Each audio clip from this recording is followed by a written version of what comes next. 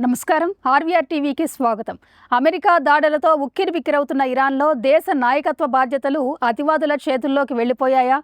ప్రస్తుతం ఇరాన్ వ్యవహరిస్తున్న తీరును బట్టి చూస్తే అది నిజమేననిపిస్తోంది. ఇటీవల చోటు చేసుకున్న కొన్ని సంఘటనలు ఇరాన్ దేశ నాయకత్వం అతివాదుల చేతుల్లోకి వెళ్లిపోయిందనే విషయాన్ని రూఢీ చేస్తున్నాయి.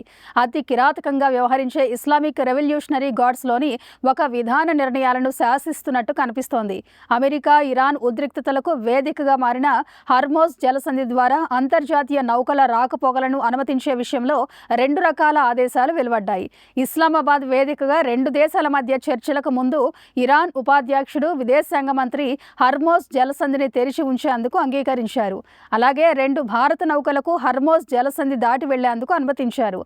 అయితే ఇచ్చిన అనుమతులను ధిక్కరించి కొన్ని గంటల వ్యవధిలోనే ఆ నౌకలపై ఇరాన్ కాల్పులకు దిగింది. అలాగే అమెరికాతో చర్చల విషయంలో పట్టువిడుపుల ధోరణి నుంచి పంతం పట్టి అడ్డం తిరిగే వరకు ఇరాన్ నిర్ణయాలు మారిపోయాయి.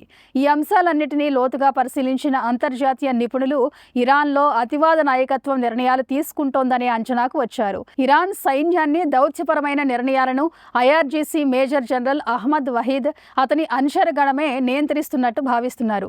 అహ్మద్ వహీద్కు సుప్రీం నేషనల్ సెక్యూరిటీ కౌన్సిల్ కార్యదర్శి మహమ్మద్ నుంచి మద్దతు లభించడంతో మితవాద నాయకులు చేతులెత్తేసినట్టు అంచనాకు వచ్చారు. ఈ నేపథ్యంలోనే ఇరాన్కు చెందిన భారీ రవాణా నౌక తౌస్కాను అమెరికా స్వాధీనం చేసుకుంది.